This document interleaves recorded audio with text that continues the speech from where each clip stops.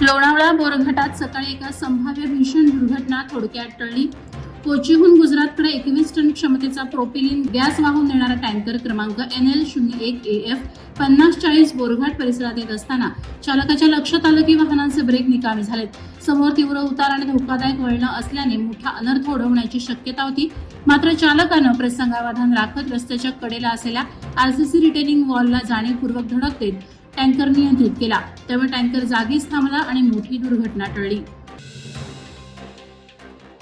रायगड जिल्हा परिषद निवडणुकीत शिवसेना पक्षाला सर्वाधिक जागा मिळाल्याने अध्यक्षपदावर दावा बळकट झालाय.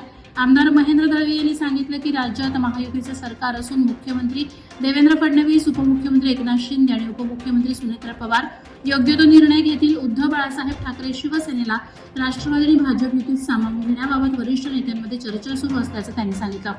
जिल्हावासियांच्या भावनांचा आदर ठेवून शिंदेगड शिवसेनेला अध्यक्षपद मिळेल असा आशावाद त्यांनी व्यक्त केला. कोकण दौऱ्यात अनिकेत तटकरे यांनी उपमुख्यमंत्री सुनेत्रा पवार यांच्या खासगी वाहनाचं सारथ्य केल्याने सुरू असलेल्या चर्चांवर मंत्री आदिती तटकरे यांनी स्पष्ट भूमिका मांडली. त्यांनी सोशल मीडिया प्लॅटफॉर्म X वर सांगितलं की अजित पवार आमचे कुटुंब प्रमुख असून सुनेत्रा पवार काकीप्रमाणे आहेत. ते वाहन सरकारी नव्हतं आणि याबाबत पूर्वकल्पना देण्यात आली होती. आम्ही काकींची लेकरं आहोत, यात राजकारण नको असा स्पष्ट संदेश त्यांनी दिला. त्यांच्या या भूमिकेमुळे सुरू असलेल्या चर्चांना पूर्णविराम मिळण्याची शक्यता व्यक्त केली जाते. पनवेल शहर परिसरातून चोरीस गेला टाटा कंपनीचा डंपर ट्रक अवघ्या 8 तासात पनवेल शहर पोलिसांनी आरोपीसह हस्तगत केलाय.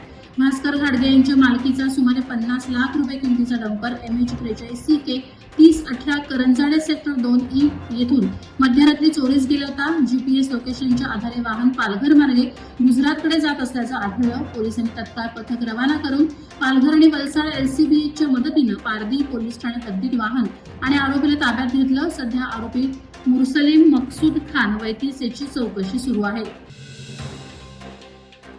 मुंबई पुणे जुन्या महामार्गावर खोपोली परिसरात मिनी बसला हुंडाई एक्स्टर कारने पाठीमागून जोरदार धडक दिल्याने भीषण अपघात झाला. बसचा टायर पंक्चर झाल्याने चालक टायर बदलत असताना भरधाव कारने धडक दिली. या अपघातात यामध्ये वाहनांचं प्रचंड नुकसान झालं असून बस चालकासह बसमधील प्रवासी आणि कार चालक असे एकूण 7 जण जखमी झाले. जखमींना खोपोली नगरपालिकेच्या रुग्णालयात दाखल करण्यात आलं. पोलीस, IRB कर्मचारी आणि स्थानिक नागरिकांनी तात्काळ बचावकार्य करून वाहतूक सुरळीत केली. कर्जत येथे अखिल भारतीय मराठी पत्रकार परिषद आयोजित राज्यस्तरीय पत्रकार संघ पुरस्कार सोहळा उत्साहात पार पडला.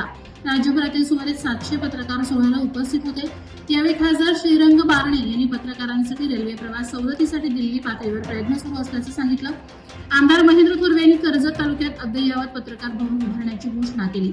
ज्येष्ठ पत्रकारांनी निर्भय पत्रकारितेचं महत्त्व अधोरेखित करत पत्रकारांच्या हक्कांसाठी एकजूट वाढवण्याचा संदेश दिला.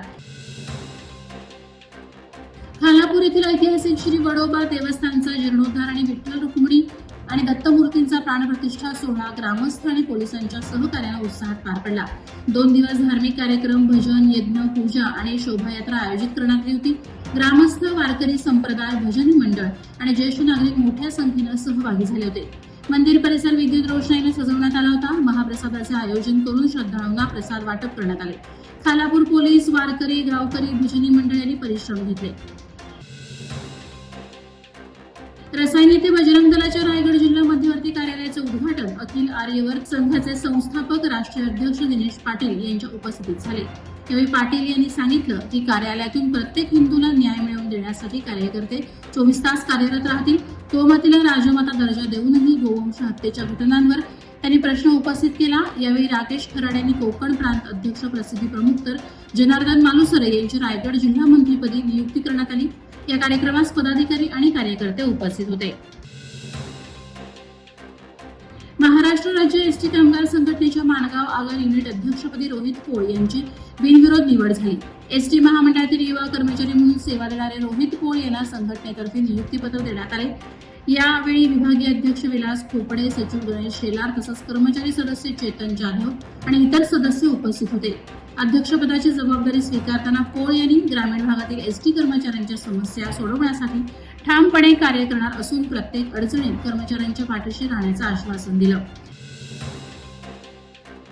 मुंबईच्या वडाळा येथे झालेल्या राज्यस्तरीय पॉवर लिफ्टिंग स्पर्धेत सुहित जीवन ट्रस्ट पेल येथील विद्यार्थ्यांनी चमकदार कामगिरी केली. जितेश साजेकर याने 53 किलो वजन गटात तर यश पातंग याने 74 किलो वजन गटात सुवर्ण पदक पटकावलं. या स्पर्धेत महाराष्ट्रभरातील अनेक दिव्यांग विद्यार्थी सहभागी झाले होते. अथक सराव, मेहनत आणि प्रशिक्षक राजेश अनगत आणि अमोल काईनकर यांच्या मार्गदर्शनामुळे विद्यार्थ्यांनी उत्कृष्ट क्रीडा कौशल्य दाखवले. या यशामुळे विजेत्यांचं सर्व स्तरातून कौतुक आणि अभिनंदन होत आहे.